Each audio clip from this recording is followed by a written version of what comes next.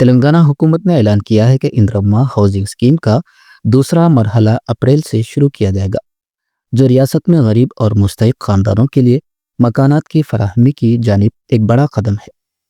वजीर revenue housing व इत्तलाआत पोंगुलेटी श्रीनिवास रेड्डी ने कहा कि हुकूमत का बुनियादी मकसद ये है कि तेलंगाना का कोई भी मुस्तहिक खानदान बगैर घर के न रहे।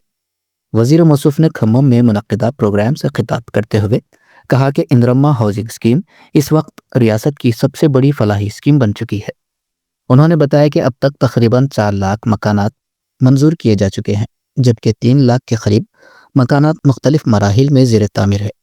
हुकूमत का हदफ है कि मार्च तक 1 लाख मकानात मुकम्मल किए जाए और जून तक मजीद 2 लाख मकानात तैयार हो जाए।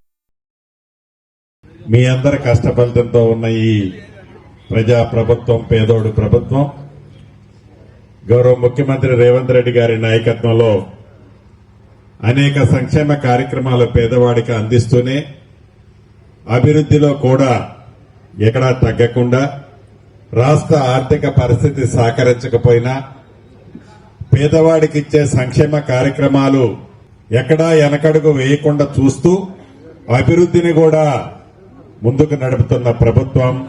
దాంట్లో భాగమే దగ్గరికి తేవాలనే ఒక మంచి సంకల్పంతో సుమారు 45 కోట్ల రూపాయలతో ఇంతకు ముందే శంకుస్థాపన చేసుకోవడం జరిగింది. గౌరవ కలెక్టర్ గారు చెప్పినట్లు ఇదేదో 2 సంవత్సరాలకో 3 సంవత్సరాలకో పూర్తి చేయటం కాదు.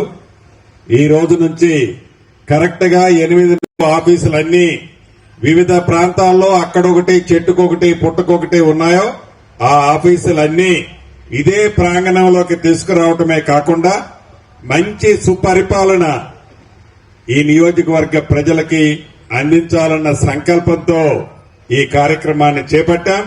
100కి 100% 9 నెలల లోపే ఈ బిల్డింగ్ కంప్లీట్ చేసి మళ్లీ మనం ప్రారంభించుకునే కార్యక్రమాన్ని కూడా చేపట్టబోతాం.